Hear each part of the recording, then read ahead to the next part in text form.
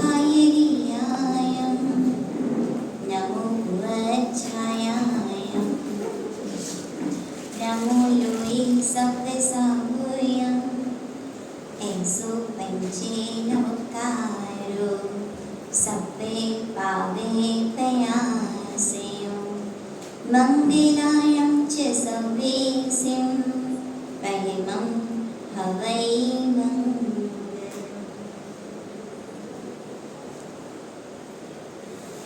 ओम जय जिनेराज प्रभु स्वामी जय जिनेराज प्रभु शासने स्वामी अंतर्यामी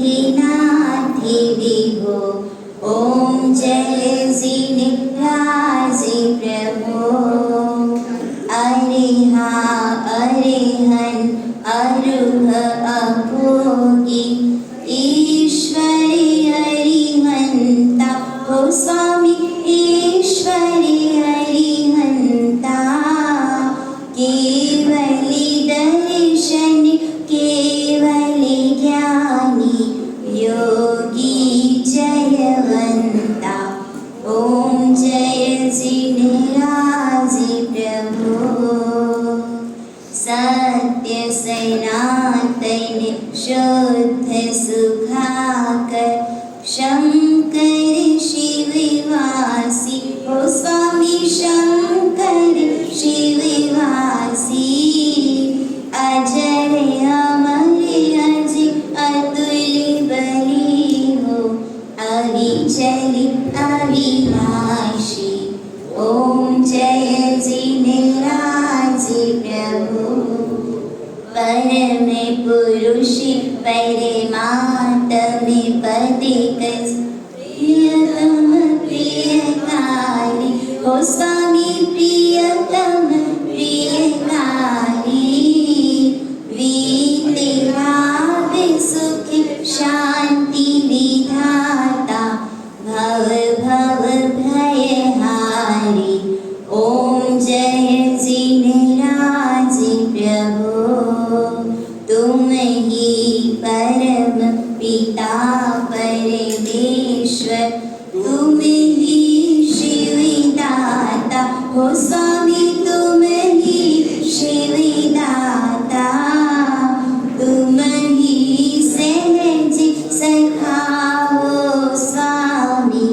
माता भ्राता ओम जय जिनेराज प्रभु अजब निराली शक्ति तिहारी महिमा अति भारी हो स्वामी महिमा अति भारी चरण कमल में शीश झुकाते सोए नर व्रतिधारी ओम जय जिनेराज प्रभु तव स्मरण से पापी हमारे सारे हट जावे हो स्वामी सारे हट जावे विपदा सारी दूर बिलावे वांछित फल पावे ओम जय जिनेराज प्रभु आश हमारी पूर्ण करियो भव दुख दूर करो हो स्वामी भव दुख दूर करो डूबती है अब नावे भंवरी में सागर पार करो ओम जय जिनेराज प्रभु भगवानी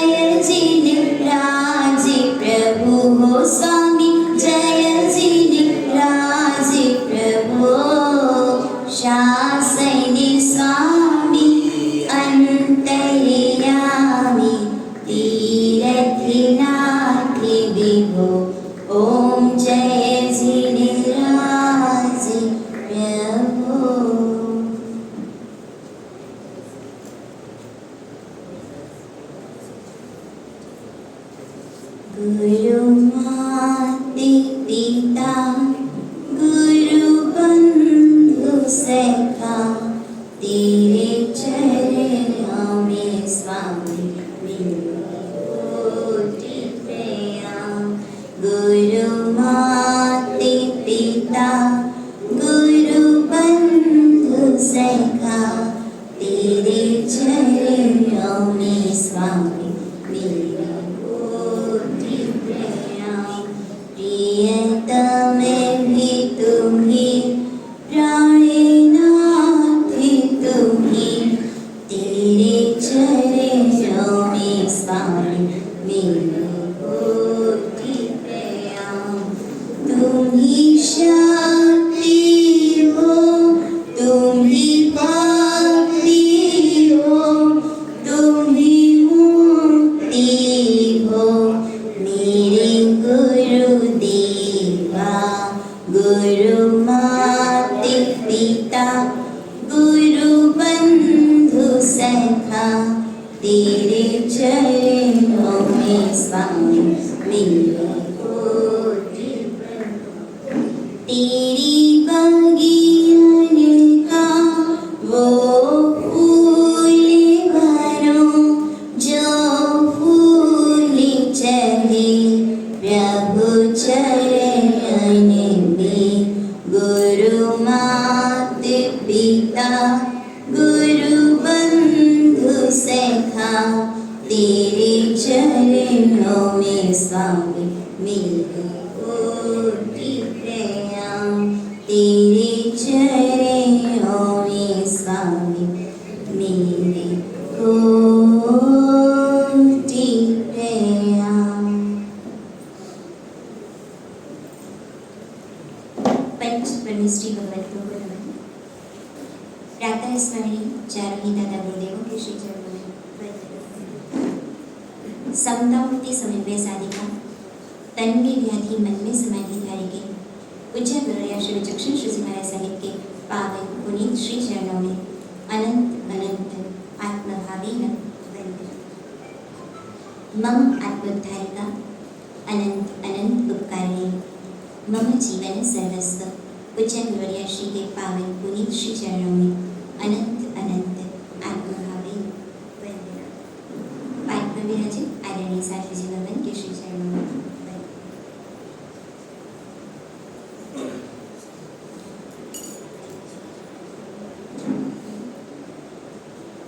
धर्म के श्रावकों एवं श्राविकाओं, 9 दिवसीय शिविर जिसका आज 5वां दिन। आज का विषय है Jain food to become fit and fine. Mental fitness यदि हमको चाहिए तो उसके लिए सच है कि फिजिकल फिटनेस वह भी एक रिक्वायरमेंट है। मेट्रोज में या जहाँ अच्छी कोचिंग्स होती है, कोटा जो कि एजुकेशन हब कहा जाता है, पूना MBRE की कोचिंग्स होती है, वहाँ एक्स्ट्रा ऑर्डिनरी जिनका IQ लेवल होता है उनके लिए अलग से डाइट चार्ट दिया जाता है। और उसका कारण यह है sound mind in a sound body. यदि आपकी फिजिकल एफिशिएंसी अच्छी है, यदि फिजिकली फिट है, तो ऐसी स्थिति में आप पूरी तरह से अपने आप को जिस एग्जाम्स को आपको क्रैक करना है आप उसके लिए फिर कैपेबल हो पाते हैं। कहने का आशय यही है कि आहार का बहुत बड़ा रोल होता है। आहार का संबंध जैसा खावे अन्न वैसा बने मन। यदि तामसिक प्रकृति का आहार होता है तो आलस्य प्रमाद इन सब का अनुभव होता है। आप एकाशना करके उठिए और आयम्बिल करके उठिए, आपको अंतर स्पष्ट समझ में आ जाएगा। और कल से तो क्या है आयम्बिल की ओली। तो कल से क्या करना है आयम्बिल की ओली 9 दिन आयम्बिल। यह चैत्र और वैशाख, चैत्र और आसोज वर्ष में 2 बार आयम्बिल की ओली होती है। और नौपच्ची ओली जिसे शाश्वत कहा गया है, नौकार मंत्र, करणी भंते और नमुत्थुणम, ये 3 सूत्र शाश्वत है और पर्व में नौपत जी की ओली यह शाश्वत ओली होती है। कल से जिसकी आराधना प्रारंभ हो रही है, आज जब हम यह डाइट मैनेजमेंट या फिर जैन फूड के बारे में जानेंगे तब समझ में आएगा कि वास्तव में जैन धर्म कितना साइंटिफिक है, जहाँ स्वाद को नहीं स्वास्थ्य को मुख्यता दी गई है। प्रारंभ करते हैं अपने विषय को। हम कौन हैं या हमारा पता क्या है? आत्मा है हम। आत्मा आहार करती है? आत्मा आहार नहीं करती, शरीर में आहार जाता है। जैसे पेट्रोल ड्राइवर नहीं पीता है, पेट्रोल गाड़ी में जाता है तो गाड़ी चलती है, तो उसी तरह से आहार इस शरीर में जाता है तो यह जो शरीर है इसकी क्रियावती शक्ति के माध्यम से यह शरीर गमनागमन करता है। पर आत्मा आहार नहीं करती, आत्मा अनाहारी है। हमने भगवान महावीर स्वामी के मंदिर में जो कुछ भी लड्डू या फल चढ़ाया तो ऐसा नहीं है कि भगवान महावीर स्वामी उसका भोग लगाते हैं। सिद्धशिला में है आत्मा अनाहारी होती है, उसे आहार की कोई भी आवश्यकता नहीं होती है। और वह आत्मा जो शरीर के साथ होती है कर्म के कारण, कर्म क्षय करने के लिए तप किया जाता है और वह तप दो प्रकार का होता है। पहला कौन सा? बाह्य तप और दूसरा आभ्यंतर तप। बाह्य तप जिसमें बाह्य तप कोई बोर्ड में लिख सकते हो श्रेयांश भाई या कोई जो फैमिलियर हो इन शब्दों से? दुष्यंत भाई जमेगा आपको लिखते? रुचि जी जिसको भी जमाओ देख लीजिए जो इन शब्दों से भी परिचित हो। पहला है बाह्य तप, जिसमें बाहर से वस्तुओं का त्याग किया जाता है या संक्षिप्त किया जाता है, उसे बाह्य तप कहते हैं। दूसरा आभ्यंतर तप। नहीं, कल बताइए क्या कहा है? गौरव भाई कर रहे थे कल ये कार्य, मार्क करते हैं। आभ्यंतर तप जिसमें भीतर से अपने विकार, अपने विभाव इन सब को कम करने का प्रयास किया जाता है, वह आभ्यंतर तप कहलाता है। पहले आभ्यंतर तप जिसमें सबसे पहला है प्रायश्चित, जिसमें अपने पापों की क्षमा याचना की जाती है। दूसरा है विनय, विनम्रता आदि सद्गुणों को बढ़ाने का प्रयास किया जाता है। तीसरा है व्यावच्य, यदि किसी कारण से हम नहीं लिख पाए तो रिकॉर्डिंग हो रही है, आप उससे भी सुन सकते हैं। व्यावच्य जिसमें सेवा का कार्य किया जाता है, स्वाध्याय में अच्छी पुस्तकों का वाचन या फिर सेल्फ रीडिंग, खुद को पढ़ने का कार्य कि हम कहाँ हैं और हमें कहाँ होना चाहिए।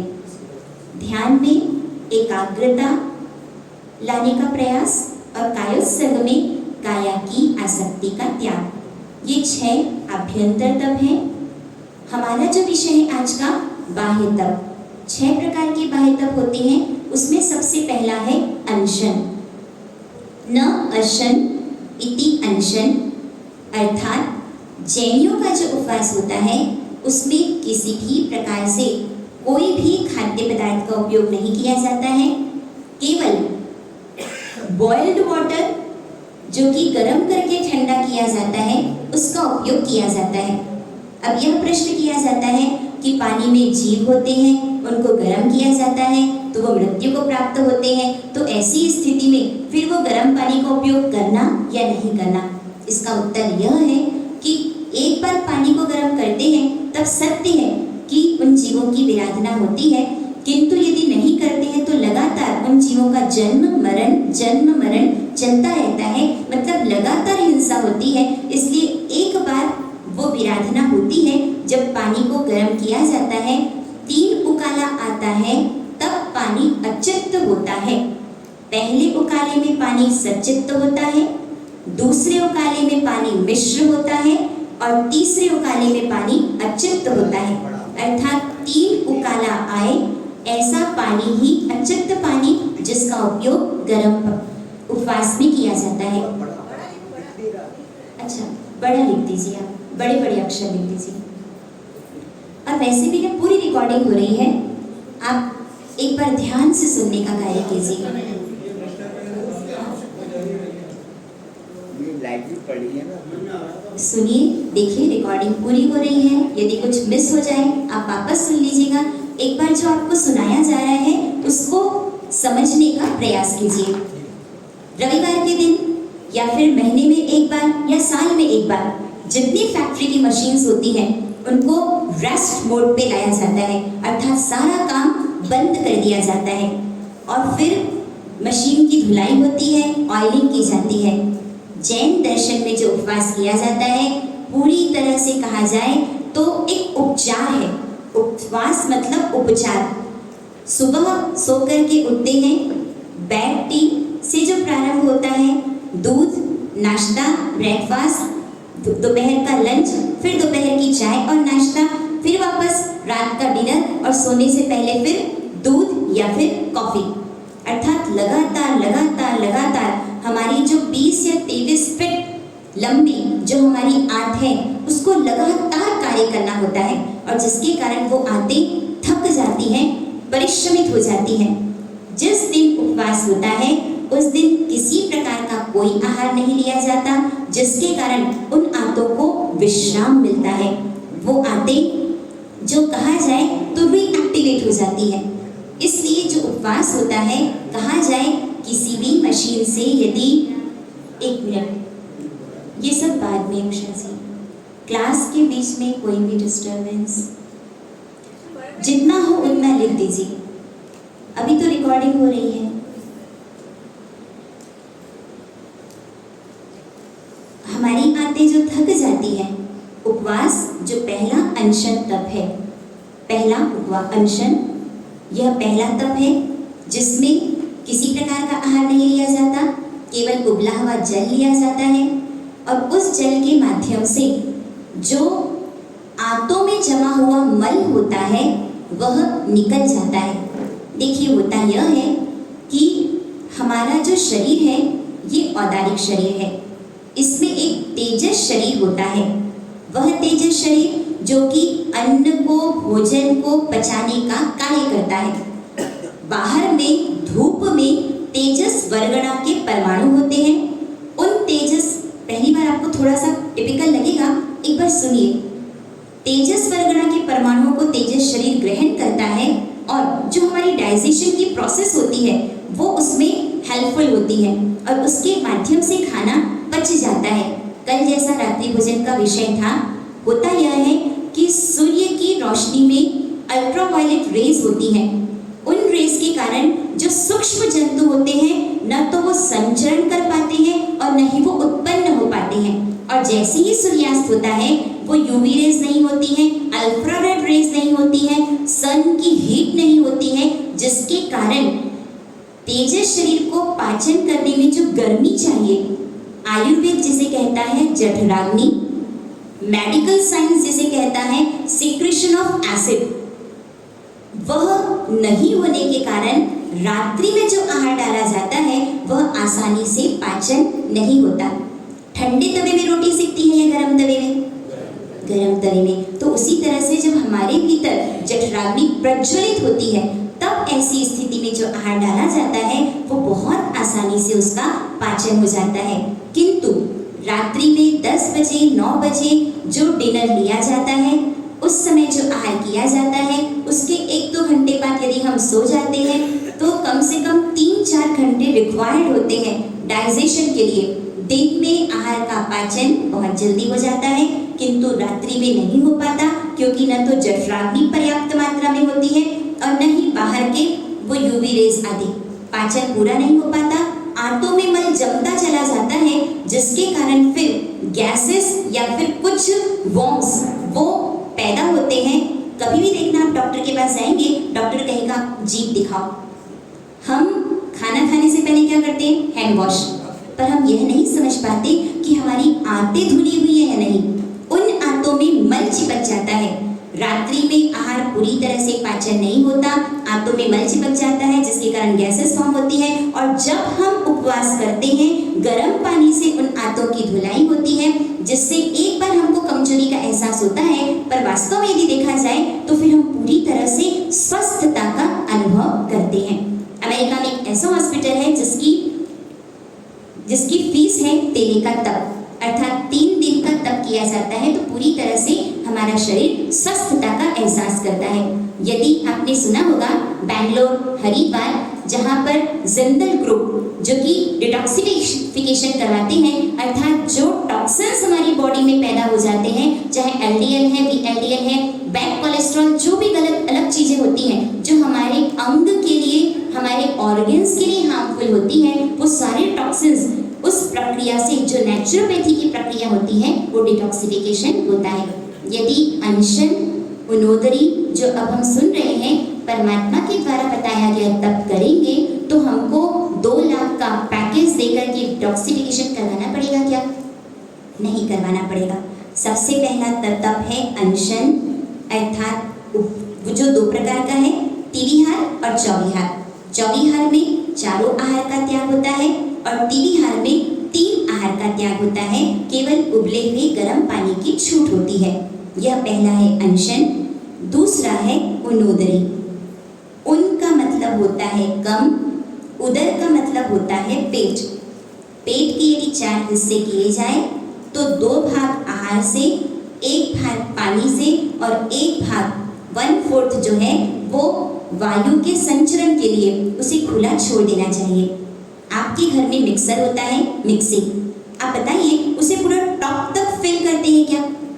नहीं, 3/4 या आधा, तब इजीली जो भी मटेरियल है वो चर्न होकर के हमको मिलता है। अब हमारा पेट क्या होता है? उपवास करते हैं किंतु पालने में विवेक नहीं होता है।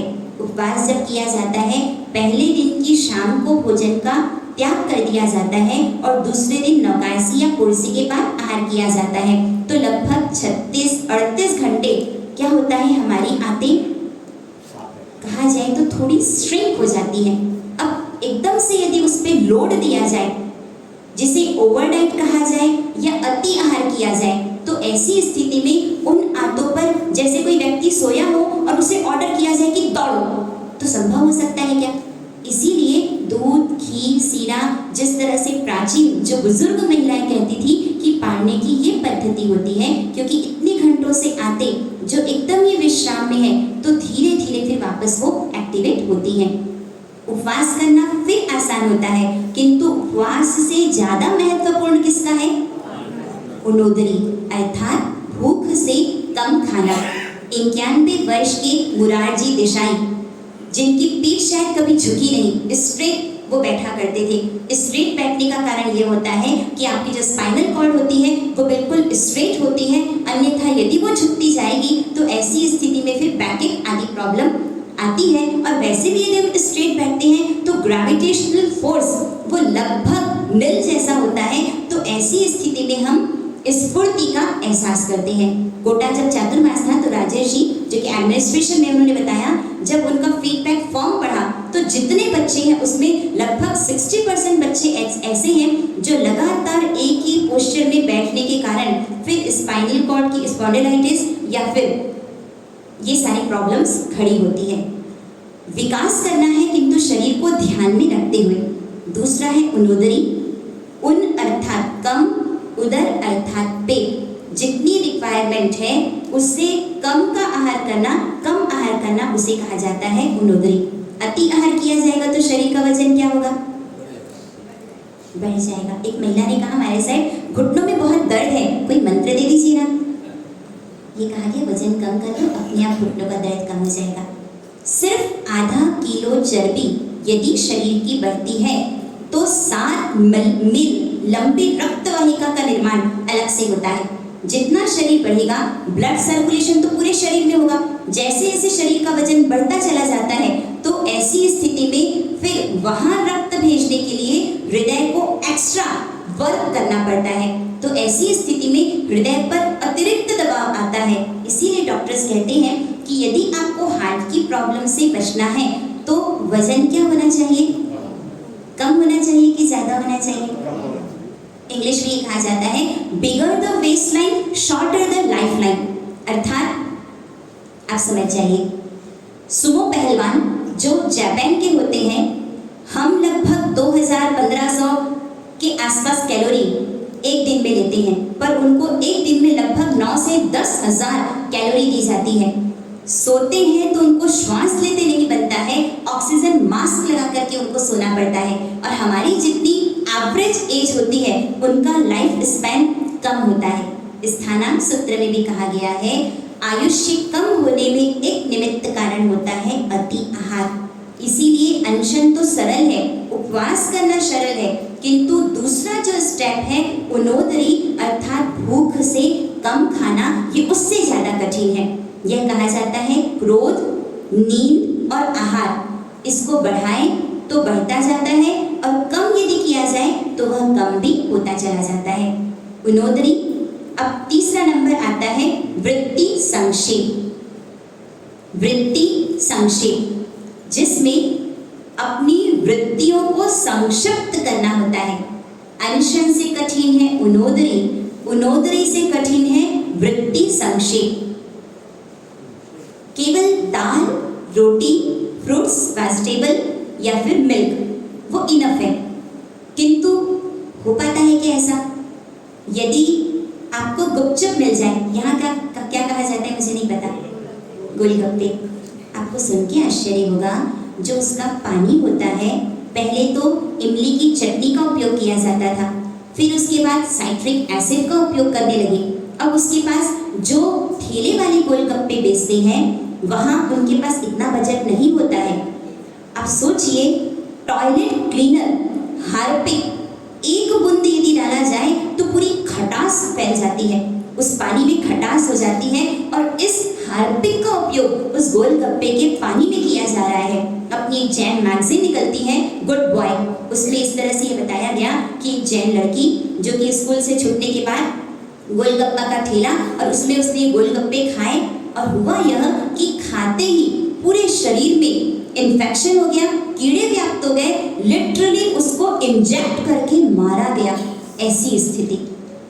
आज का जो भी खाद्य पदार्थ होता है यदि उसमें पानी का अंश होता है तो अगले दिन वो बासी हो जाता है, स्टेल फूड, और उसमें असंख्य बेंद्रीय जीवों की उत्पत्ति हो जाती है।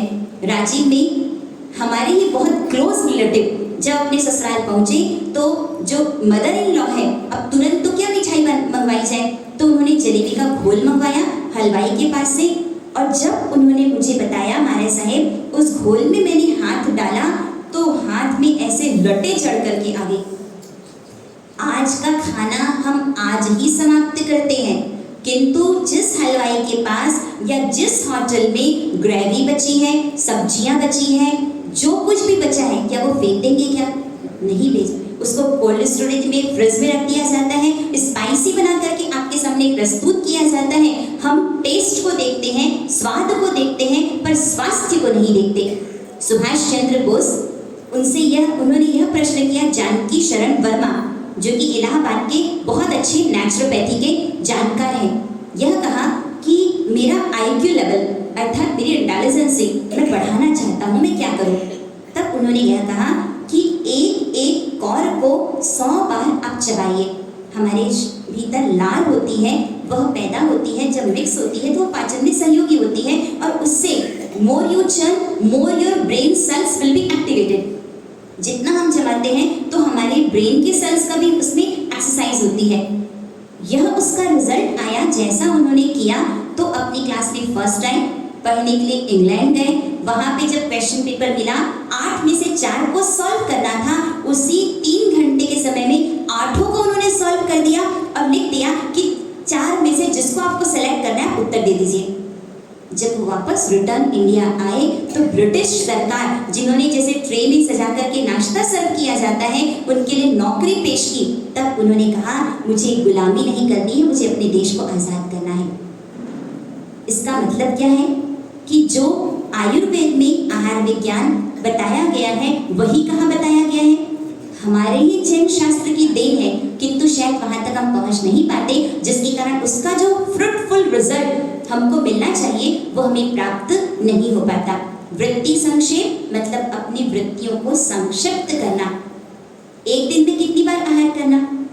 2 बार। हाँ, सुबह शाम। वास्तव में यदि कहा जाए ना तो साधु भगवंतों के लिए तो यह नियम है, एक भक्तम च भोजनम, एक व्यक्ति ऐसा है जो 24 घंटे में या 10 दिन में सिर्फ एक बार पेट्रोल डालता है, और एक बार पेट्रोल डाले। अब बताइए एनर्जी किसकी वेस्ट होगी? जो सिर्फ एक बार पेट्रोल डालेगा उसकी।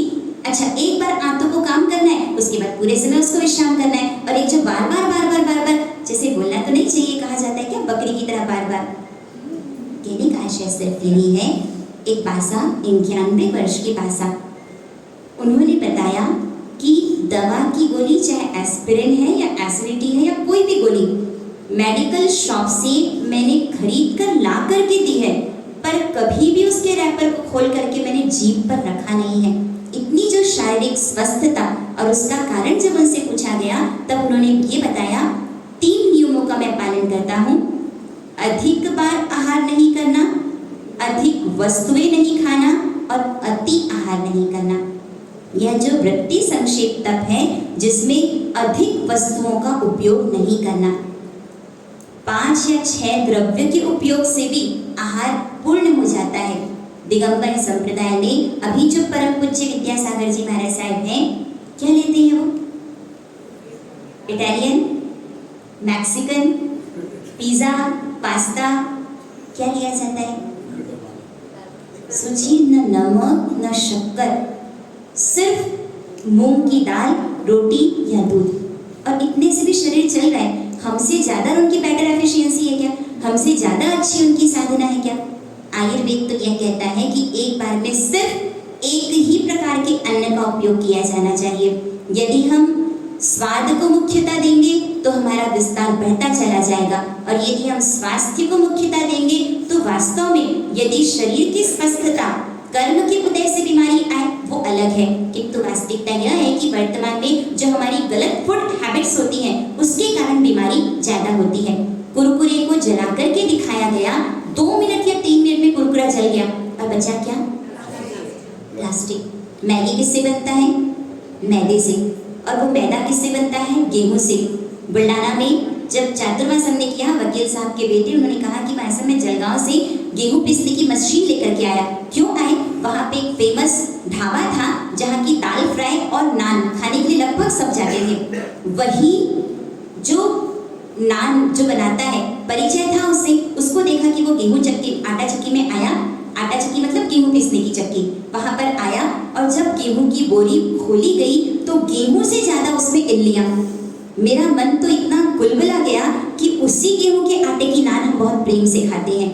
आपको जिस तरह से रिप्रेजेंट किया जाता है हम नहीं समझ पाते कि उसके बनने की प्रोसेस क्या है। आप किसी भी बड़े होटल में चले जाइए, आपको अंदर का जो कारखाना है कभी भी वहां आपको एंट्री करने नहीं दिया जाएगा। अपने घर में वह गेहूं पीसने की मशीन, ताकि अच्छी तरह से गेहूं की सफाई करके बिना किसी इल्ली और फिर वो उपयोग किया जाए। ब्रेड, नान या ये सारी चीजें होती हैं, वो क्या वास्तव में कहा जा सकता है कि सही तरीके से जैना से उसका निर्माण होगा? घर में नौकार मंत्र गिनते गिनते हो सकता है प्रेम से माँ खाना बनाए, और वो होटल का व्यक्ति हो सकता है कि शायद नाक या हाथ भी साफ न करे और इस तरह से वो आटा आदि कार्य करे। यदि हम पूरी तरह से नहीं छोड़ सकते, कम से कम समझ करके यदि उसकी इंटेंसिटी को, यदि उसकी आवृत्ति को कम कर सके तो करने का प्रयास करना चाहिए। वृत्ति संक्षेप अर्थात खाने पीने की वस्तुओं का संक्षेप करना। अब उसके पश्चात चौथा है रस त्याग।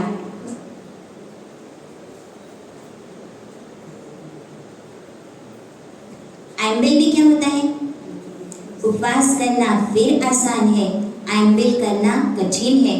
उपवास में अनुकूलता का त्याग किया जाता है, स्वल्पाहार की व्यवस्था है, किंतु हमारा तो उपवास है, मतलब जो अनुकूल आपको चीजें मिल रही है उसका त्याग किया जाता है, किंतु आइंबिल में प्रतिकूलता का स्वीकार किया जाता है। बिना नमक की दाल, बिना नमक की रोटी, उबला हुआ गेहूं का घुघरी आदि कैसे खाया जा सकता है? अब सोचिए ना, कबूतर के शरीर में, गाय के शरीर में हमको क्या खाने को मिला? आइंबिल वास्तव में ये देखा जाए तो यह जो तप है जिसे मांगलिक तप कहा जाता है, यह आइंबिल तप जो कि स्वास्थ्य के लिए पूर्ण रूप से स्वास्थ्यकर होता है। रस त्याग में रस का त्याग किया जाता है, जिसमें विगई शब्द आता है अपने जैन दर्शन में। 6 प्रकार की विगई होती है। विगई अर्थात विकृति, विकृति अर्थात जो मन में विकार पैदा करे। दूध, दही, घी, तेल, कढ़ाई और मिठाई, ये 6 प्रकार की विगई होती है। एक दिन किसी एक विगई का, एक दिन किसी एक विगई का, इस तरह से विगई का त्याग किया जाता है। और 4 प्रकार की महाविगई होती है, जिसका आगे वर्णन किया जाएगा। रस त्याग, बाहर से जो आपको रसगुल्ला मिलेगा, जो टिन्ड फूड का आज बहुत अधिक प्रचलन है। आज यदि कोई भी बंगाली मिठाई बनाई जाती है, संदेश है, रसगुल्ला है, राजभोग है, कल के दिन वो क्या हो जाएगी? बासी हो जाएगी। और जितना भी बासी पदार्थ होता है उसमें कौन से जीव पैदा होते हैं? बेंद्रीय जीव पैदा हो जाते हैं। अब वो जो रसगुल्ला जो 6-6 महीने तक मार्केट में होता है, तो फिर वो किस खराब क्यों नहीं होता? क्योंकि उसमें प्रिजर्वेटिव्स डाले जाते हैं। जितने भी टिन्ड फूड होते हैं, प्रिजर्वेटिव्स, आर्टिफिशियल स्वीटनर्स होते हैं।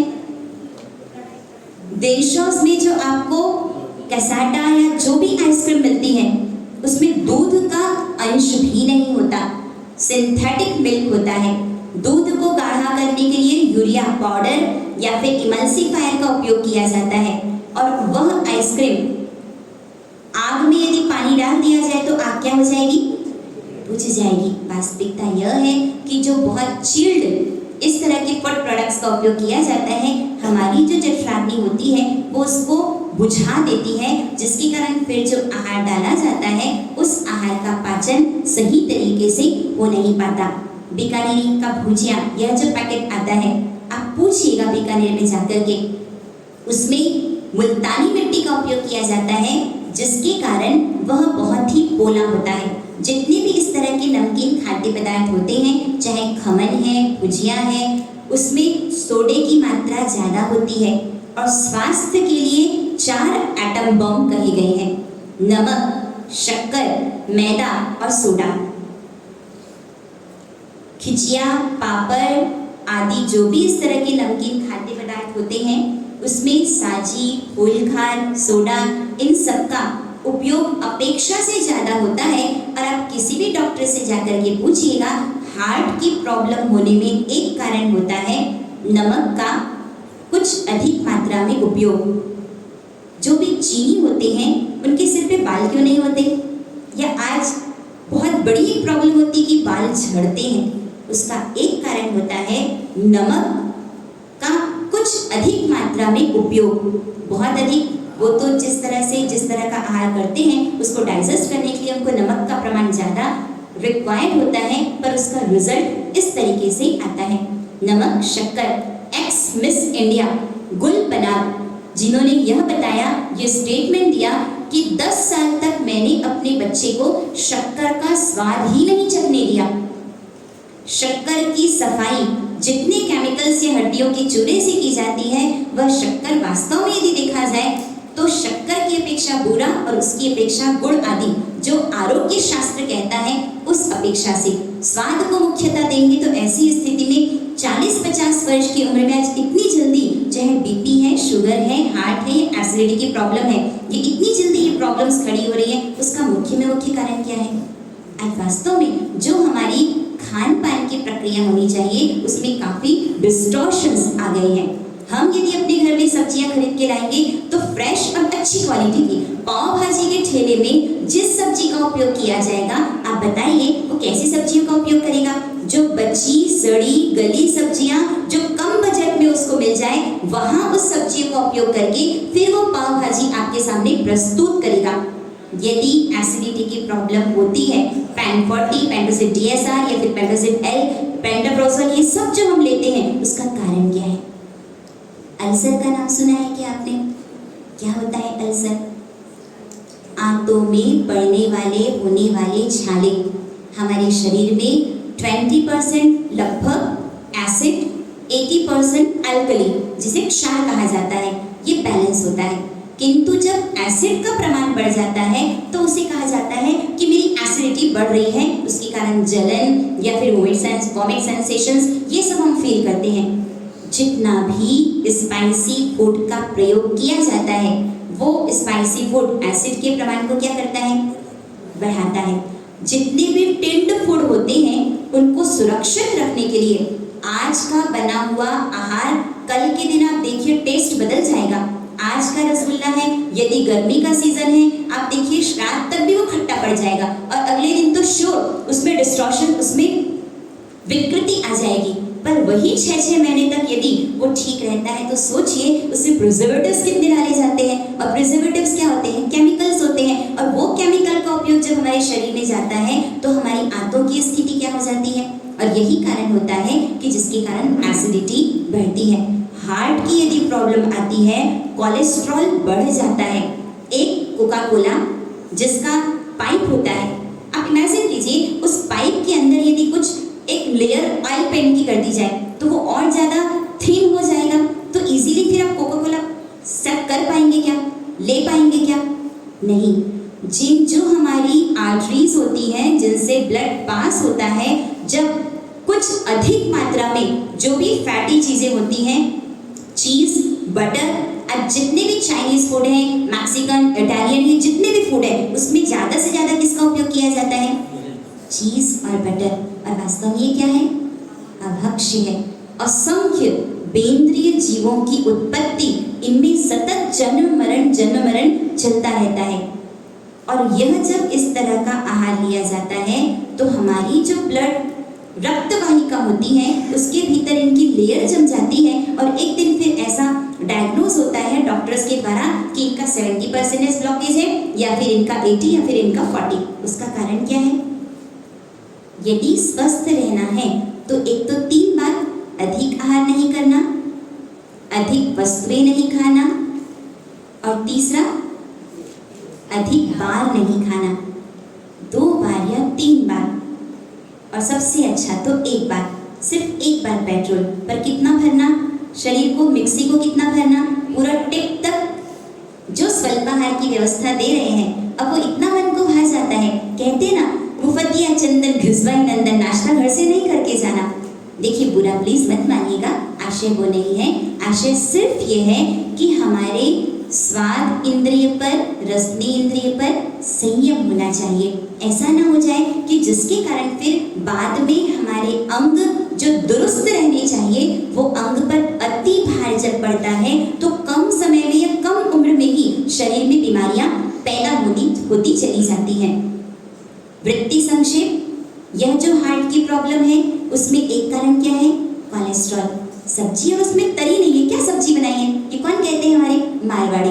और वही यदि हार्ट का किसी प्रकार की कोई बीमारी है तो डॉक्टर्स क्या कहेंगे, और अच्छी जाड़ी सादा रोटी घी डाल के, 1 कटोरी घी डाल के, ऐसा करना क्या किया जाना चाहिए? महसे लगता है एम्बिल का पचकान करा दीजिए तो मेरी वो कोलेस्ट्रॉल की दवाई छूट जाएगी। जिस तरह से जो भी आज चाइनीज गाय का बछड़ा जिसके पेट में रेनेट नाम का द्रव्य होता है, उसे प्राप्त करने के लिए इतना खौलता हुआ पानी उस पर डाला जाता है कि 1 मिनट में उसके प्राण निकल जाते हैं और फिर उसके पेट से ये रेनेट प्राप्त किया जाता है जिसका उपयोग फिर चीज़ में किया जाता है। आज पूरे भारत में मैकडोनाल्ड जो कि चीन रेस्टोरेंट खुल रही है, हैमबर्गर नाम का सैंडविच बनता है। वह सैंडविच जिसमें भीतर में गाय के मांस की कतरन होती है। इसलिए यदि हम अपने बच्चों को समझा सके, मैकडोनाल्ड या फिर डोमिनोज सच्चाई है कि जहाँ पर आप सभी जानते हैं करते हैं इसका उपयोग, किंतु यदि अवॉइड कर सके तो हमारे लिए ही, हमारी आत्मा के लिए यह सही होगा। वृत्ति संक्षेप, जिसमें अपनी वृत्तियों को संक्षेप करना। अंशन से उनोदरी कठिन है, उनोदरी से वृत्ति संक्षेप कठिन है, अर्थात कम वस्तुओं का उपयोग करना। और वृत्ति संक्षेप से कठिन क्या है? रस त्याग करना। रस त्याग अर्थात सिर्फ 2 गुलाब जामुन से क्या होगा, कम से कम सोचिएगा। आज पहले ऐसा था कि चूल्हे में खाना बनता था, उसमें पका हुआ जो भी आहार, खिचिया या रोटी, उसके बाद आया गैस जो गैस्ट्रिक प्रॉब्लम क्रिएट किया, और उसके बाद अब क्या आ गया, बोलिए आप, माइक्रोवेव ओवन। यदि कहा जाए ना तो कैंसर को गिफ्ट में देने वाला कचरे का डब्बा, जिसे उठा करके फेंक दिया जाना चाहिए। आज यदि चावल आप रख रहे हैं तो 5 मिनट में पक करके तैयार हो जाता है। इतनी ज्यादा हीट प्रोड्यूस की जाती है कि उसके सारे विटामिन जल जाते हैं, सत्व चला जाता है, केवल खाना आपको मिलता है, किंतु वास्तव में देखा जाए जो न्यूट्रिशियस एलिमेंट्स आपको मिलने चाहिए वह नहीं मिल पाते। हम जितना मॉडर्न होते चले जा रहे हैं, पर यह सच है कि बीमारियां भी उतनी ही ज्यादा बढ़ती चली जा रही है। नेचुरल लाइट नहीं मिलती, विटामिन डी आहार का वह भी एक प्रकार है। आहार जो हम भोज्य पदार्थ से लेते हैं, पर विटामिन डी का भी अपना रोल है। पूरे कर्टन से घर को पैक कर दिया जाता है। Natural wind, natural ventilation, natural air या फिर नेचुरल लाइट, ये सब हमको नहीं मिलती है, और जिसके कारण क्या स्थिति बनती है, फिर विटामिन डी की टैबलेट लेनी पड़ती है। इसलिए जो पद्धति जैन दर्शन के अनुसार, जो कि ग्रीन आर्किटेक्चर, जिसमें आप नेचुरल एटमॉस्फेयर में रहिए, पसीना निकलेगा, स्वेटिंग होगी तो बॉडी के टॉक्सिन्स बाहर निकलेंगे, अन्यथा क्या स्थिति बनेगी, लगातार एसी।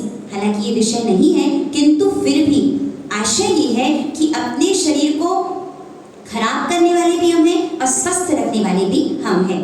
वृत्ति संशय के पश्चात रस त्याग, और रस त्याग के पश्चात फिर है काय क्लेश और संलीनता, जो अभी का विषय नहीं है। काय क्लेश मतलब शरीर के कष्ट को सहन करना, काय सर्ग आदि करना। संलीनता का मतलब अंगोपांग का संकोच करना। यह 12 प्रकार के तप कहे गए हैं। अब उसके पश्चात जो अभक्ष्य, जिसका मतलब नॉन ईटेबल फूड्स, जो नहीं खाना चाहिए, इस तरह का आहार, जिसमें मांस, मदिरा, शहद और मक्खन, ये 4 प्रकार के महाविगई होते हैं।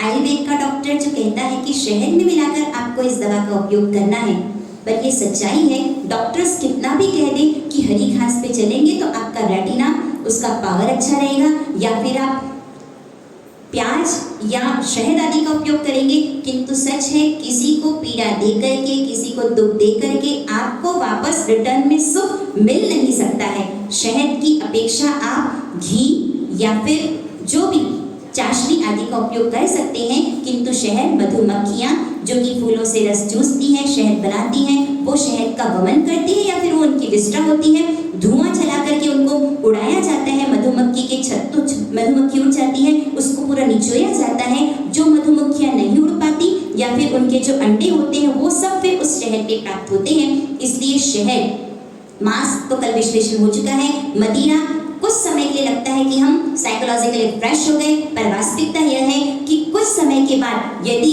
किडनी या लीवर पर असर होता है तो बहुत अधिक जो स्थिति बनती है।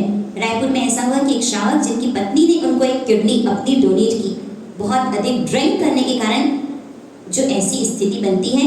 मक्खन, आज मक्खन का बहुत अधिक उपयोग किया जाता है। जब तक छाछ में मक्खन होता है, जो मॉडर्न साइंस कहता है दही या छाछ में किसी प्रकार के जीव नहीं होते, 2 रात तक, क्योंकि उसमें लैक्टिक एसिड होता है जिसके कारण उसमें जीव नहीं होते। 2 रात पसार होने के बाद फिर जीवोत्पत्ति होती है।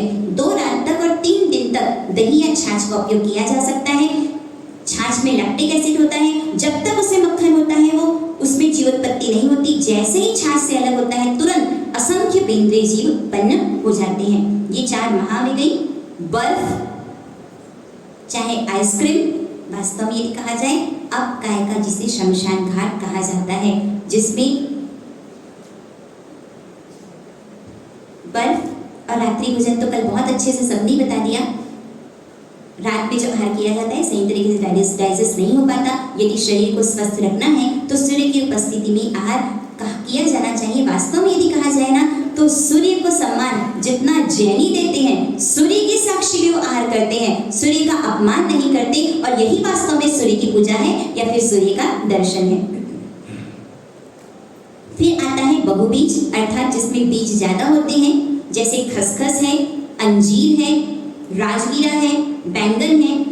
इन चीजों का भी उपयोग नहीं किया जाना चाहिए। बैंगन प्रकृति से तामसिक होता है, जो हमारी तामसिकता को बढ़ाता है। अनंतकाय, आलू, प्याज, शकरकंद, जो भी अंडरवुड वेजिटेबल्स होती हैं, अपने घर में हम देखिए कि जिस कमरे में सनलाइट प्रॉपर नहीं पहुंच पाती, वहाँ सीम जल्दी आती है, जीवोत्पत्ति जल्दी हो जाती है। तो जो धरती के भीतर जो पैदा होते हैं, वहाँ तो सूर्य की ऊष्मा बिल्कुल भी नहीं पहुंच पाती, जिसके कारण अनंत जीव उनमें होते हैं। चाहे आलू, प्याज, मूली, जो कुछ भी होता है, यह कहा जाता है कि जब सौंठ का उपयोग किया जा सकता है, हल्दी का उपयोग किया जा सकता है, तो क्या दिक्कत है यदि आलू चिप्स खाया जाए। गुजराती में कहा जाता है, कोनी माए सवा सेर सूंठ खा दीजिए, अर्थात जो सौंठ है, हल्दी है, उसका उपयोग केवल स्वास्थ्य के लिए, वो भी अल्प प्रमाण में किया जाता है, जबकि आलू चिप्स आदि है उसका प्रयोग स्वाद के लिए किया जाता है। स्वास्थ्य के लिए एलोपैथिक दवाई जो लगभग सब कहीं न कहीं उसमें नॉनवेज का कहीं न कहीं प्रयोग किया जाता है, उसकी अपेक्षा जो हमारा देसी उपचार होता है, जिसमें सौंठ या हल्दी, वो केवल स्वास्थ्य के लिए किया जाता है, जबकि आलू चिप्स आदि का उपयोग स्वाद के लिए किया जाता है। एक सुई के टिप जो पॉइंट है, उसमें आलू का कितना छोटा सा कण आएगा, उस कण के जीवों को यदि कबूतर का आकार दिया जाए तो इस पूरी पृथ्वी में नहीं समाएंगे। इतने अनंत जीव सिर्फ एक कण में हैं, तो आप सोचिए कि पूरे जमीकन में किस तरह से अनंत जीवों का वास है।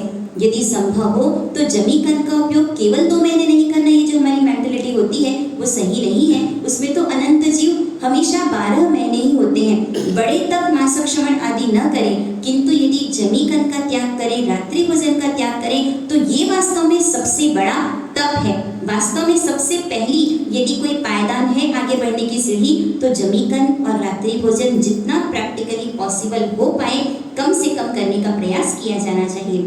उसके पश्चात अचार, आज का बना हुआ अचार यदि उसमें मेथी डाल दी जाती है तो वो बासी हो जाता है।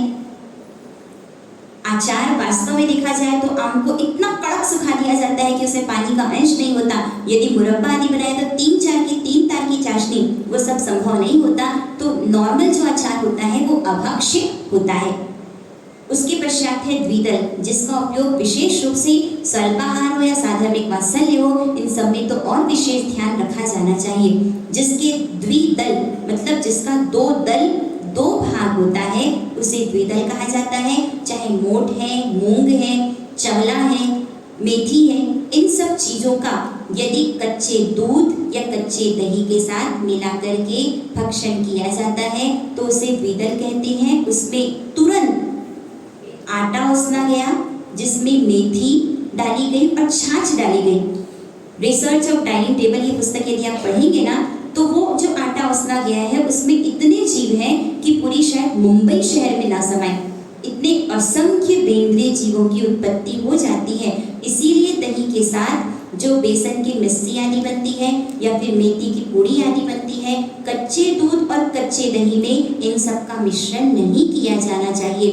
दही बड़ा होता है या दही के साथ पापड़ आदि का उपयोग किया जाता है, नहीं करें तो हमारी आत्मा के लिए अच्छा होता है। गौतम स्वामी ने भगवान महावीर स्वामी से प्रश्न किया कि भगवान, यदि कोई शारीरिक रूप से स्वस्थता प्राप्त करता है तो कारण परमात्मा ने कहा, जितना जो जीव दया का पालन करता है उसकी शारीरिक स्वस्थता उतनी ही ज्यादा होती है। बहुत अधिक रोग यदि शरीर में होते हैं, फोड़े फुंसी यदि होते हैं, तो उसका उत्तर भगवान ने फरमाया, मिर्च मसाले डाल करके स्पाइसी बना करके जिस आहार का उपयोग किया जाता है वो इसका कारण है। बहुत अधिक रोग का कारण भगवान ने फरमाया अनंत काय का भक्षण।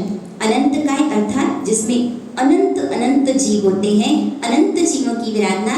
आलू के पराठे की जगह हम सब्स्टिट्यूट ढूंढ लें, केले का उपयोग कर लें, तो बहुत अधिक हिंसा से हम बच सकते हैं। द्विदल, जिसमें 2 दल 2 फाड़ होते हैं। ऐसे पदार्थ मूंग, कठोल जो भी है, मोठ आदि, उसका कच्चे दूध और कच्चे दही के साथ उपयोग नहीं किया जाना चाहिए। तुच्छ फल, जिसमें खाने योग्य पदार्थ कम होता है, फेंकने योग्य ज्यादा होता है। सीताफल, बेर आदि होते हैं, खा तो कम पाते हैं और फेंका ज्यादा जाता है। चलित रस, जिसमें वर्ण, गंध, रस, स्पर्श बदल जाता है। जिसे बासी कहा जाता है।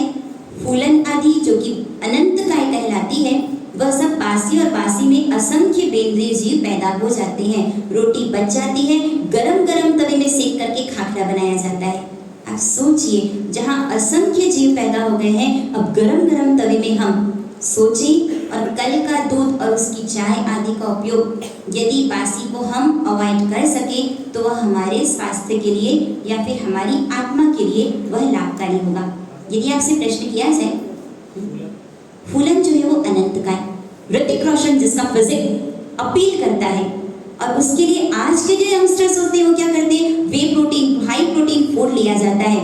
आज यह है विराट कोहली, जो कि अब क्या हो गए, विगन हो गए, और उनको इतना अट्रैक्शन होता है कि बस हमको भी ऐसा होना है। पर ये जो बेटा विगन 2008 लगभग 11 दिसंबर मुंबई के जुहू स्किम विस्तार में ये बहुत बड़ा विगन फूड फेस्टिवल लगाया गया था, जिसमें 200 से अधिक अलग अलग पदार्थ के फूड प्रोडक्ट्स का स्टॉल था। और उसमें आप सोचिए, कम से कम 1/4 हिस्सा तो ऐसा था जिसमें विगन बर्गर, विगन मीट, अर्थात कृत्रिम मांसाहारी नहीं था, पर वो कृत्रिमता से इस तरह से कि मानो सचमुच में चिकन जैसा वो विगन बर्गर आदि था।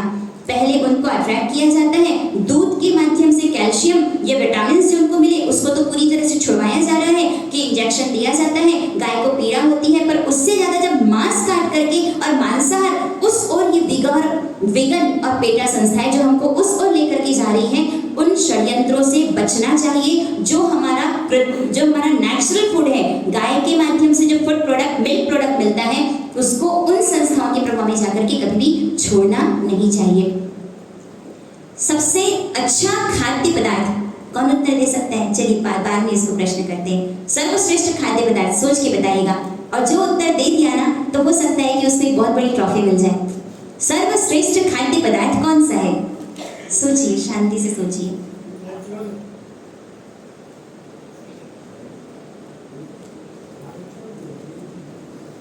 प्रश्नोत्तर प्रारंभ करते हैं। आज का विषय इतना ही रखते हैं, 10 प्रश्न।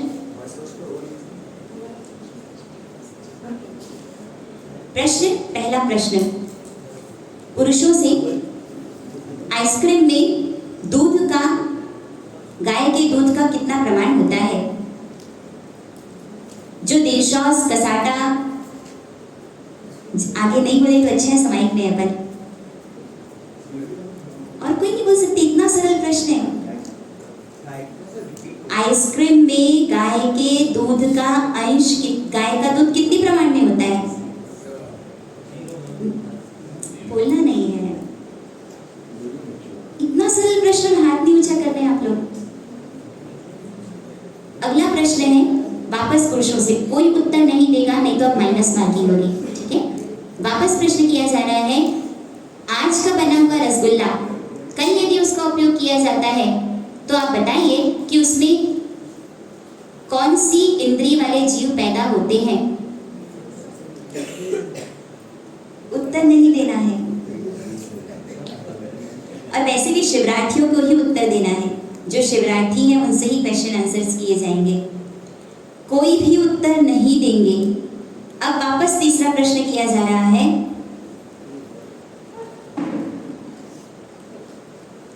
कोल्ड ड्रिंक जिसका उपयोग किया जाता है भक्ष्य है कि अभक्ष्य?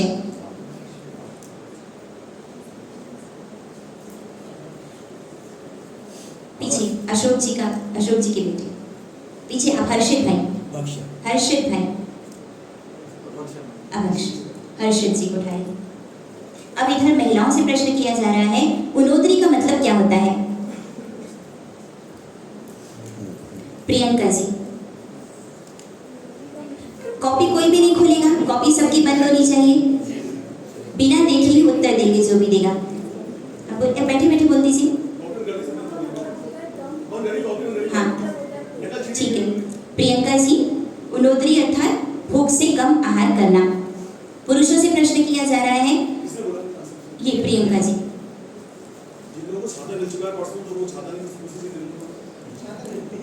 कुरकुरे को यदि जलाया जाए तो क्या बचेगा? पुरुषों से केक की कोठारी, प्लास्टिक बचेगा, ठीक है। महिलाओं से अच्छा, शिवरात्रि। ठीक है, अब अगला प्रश्न, शिवरात्रि जो है, केवल शिवरात्रि है वही हाथ ऊंचा करेंगे। डिटॉक्सिफिकेशन कहाँ जाके करवाया जाता है? कौन सा ग्रुप है जो डिटॉक्सिफिकेशन करता है पुरुषों से? बोलो रजत भाई। जिंदल ग्रुप बैंगलोर, हरिद्वार, जहाँ पे इनकी संस्थाएं हैं। लगभग 1-1.5-2 लाख का पैकेज होता है। महिलाओं से अति आहार करने से आयुष्य बढ़ती है कि कम होती है? चंद्रकला जी, हाँ, कम होती है आयुष्य। चंद्रकला जी, बीकानेर भुजिया में क्या मिलाया जाता है? जो शिवरात्रि है वही हाथ ऊंचा करेंगे। सचिन भाई, हाँ, नहीं, आप अशोक जी। मुल्तानी मिट्टी मिलाई जाती है, वो मुल्तानी मिठाई जो कि फिर पथरी का कारण बनती है। बहुत तरह की स्पाइसी फूड यदि उपयोग किया जाता है तो उससे क्या प्रॉब्लम आती है? आप विपिन जी बरड़िया, बैठे बैठे बोल दीजिए। पेट में जलन, बहुत अधिक स्पाइसी फूड का उपयोग किया जाता है तो एसिड का प्रमाण बढ़ जाता है, जिससे एसिडिटी बढ़ती है, पेट में जलन होता है। अब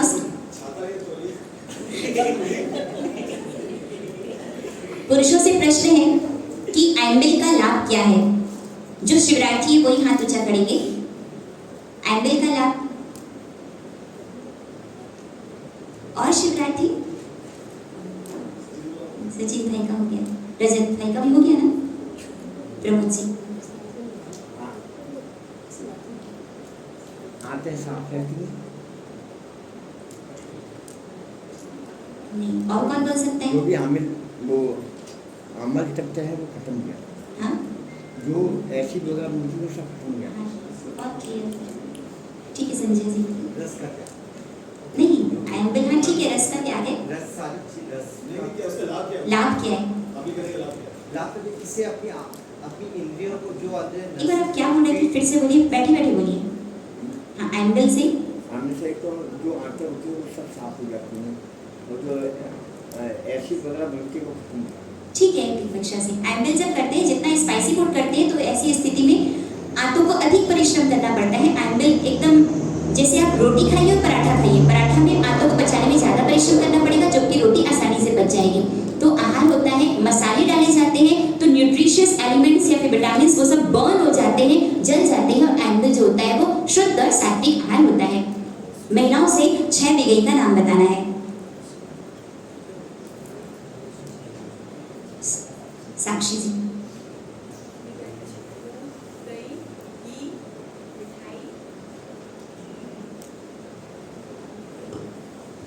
पूर्वा जी, तेल और कढ़ाई, दूध, दही, घी, तेल, कढ़ाई और मिठाई। ठीक है पूर्वा जी। मैं पुरुषों से बता दीजिएगा, 10 जब हो जाएगा तब तली हुई चीजें, जिससे आप टिंड फूड लेने से एसिडिटी बढ़ती है कि घटती है? उसमें क्या उपयोग किया जाता है उसको सुरक्षित रखने के लिए? नहीं तो एक दिन में वस्तु खराब हो जाती है, और नहीं तो टिंड फूड 6 महीने 12 महीने तक रहता है। आप बोलिए। एसिडिटी बढ़ती है, किसका? केमिकल्स का यूज होता है, प्रिजर्वेटिव्स कहलाता है। हो गया प्रश्न 10। दुष्यंत जी, हो गए 10 प्रश्न? ठीक।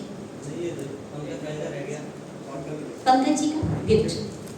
बोलिए कलिकुट पार्श्वनाथ भगवान की और भगवान महावीर स्वामी की, मणिभद्र बाबा की, चारों दादा गुरुदेव की, पाठ पर विराजित साध्वी मंडल के श्री चरणों में मेरा बारंबार नमन और वंदन। बंधुओं, आज शिविर का 5वां दिन।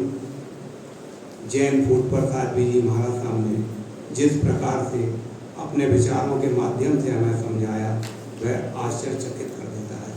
हम ऐसी बहुत सी छोटी छोटी गलतियां अपने जीवन में, अपने भोज में करते हैं, जिनसे हमको बचाया जा सकता है। आज वास्तव में उनको बचाने का, उनसे दूर रहने का हमको संकल्प लेना चाहिए। हमारे बीच में आज मुख्य अतिथि के रूप में हिंडौन सिटी से श्री संघ के अध्यक्ष प्रदीप जैन जी यहाँ पर पधारे हुए हैं। मैं संघ की ओर से आपका बहुत बहुत बहुमान रखते हुए आपको संघ की ओर से बहुमान के लिए आग्रह कर रहा हूँ, आप आगे आएँ और संघ का बहुमान स्वीकार करें। संघ की ओर से मैं प्रमोद ललवानी जी, दोषियन जैन जी, यदि के कोठारी जी, अशोक कोठारी जी का कोई बात नहीं है, दोबारा आ जाओ। Nine fine shine multi-dimensional शिविर में हमको जाना। Nine fine shine multi-dimensional शिविर में हमको जाना। विधि की निधि वैराग निधि हमको है पहचानना। जिनवाणी अमृतम सादरीशवीरम, जिनवाणी अमृतम सादरीशवीरम। बंधु, संघ का अति सौभाग्य है। महाराज साहब का चातुर्मास जिस दिन से प्रारंभ हुआ उस दिन से तप, धर्म, सेवा का भाव बढ़ता ही जा रहा है। उसी के तप के अंतर्गत आज युवा सचिन ललवानी जी के 11 उपवास की तपस्या है। मैं संघ की ओर से आपकी सुखसाता जानते हुए तपस्या की बहुत बहुत अनुमोदना करता हूँ। आपकी तपस्या परमात्मा और शासन माता की कृपा से अविरल सुखसाता पूर्वक आगे ऐसे ही बढ़ती रहे। बच्चे खाएं एक सचिन जी। हाँ, एक मिनट बंधु, आज जैसा सबको अवगत है, मणिभद्र बाबा का अवतरण दिवस है। वैसे ये कार्यक्रम रोशन मोहल्ला हीर विजय सूरी उपासनी के अंदर होता था। इस बार दोनों जगह दादावाड़ी में, जहाँ मूल नायक परमात्मा महावीर स्वामी के नीचे पाताल मंदिर के अंदर मणिभद्र बाबा का मंदिर है, उस मंदिर में यहाँ 10:30 बजे के बाद और पूजा, पक्षाल, चोला और भी जो व्यवस्थाएं हैं वह सालवी जी महाराज साहब के निश्रा में रखी गई हैं। और उसका लाभार्थी परिवार दिनेश जी, रोबिन जी छैलानी परिवार एवं दिनेश जी, रजत जी, दादिया परिवार हैं। तो मैं आप दोनों परिवारों की बहुत बहुत अनुमोदना करता हूँ। बंधुओं, जिस समय पर आज से कुछ माह पूर्व या 8-10 माह पूर्व मूल नायक परमात्मा वर्धमान महावीर स्वामी मंदिर के दृष्टि दोष को दूर करने का प्रयास चल रहा था। दृष्टि दोष काफ़ी कह सकते हैं कि शास्त्र अनुसार दूर भी हुआ है। उस समय एक बहुत बड़ी गलती कि हम मणिभद्र बाबा की आराधना कर रहे थे।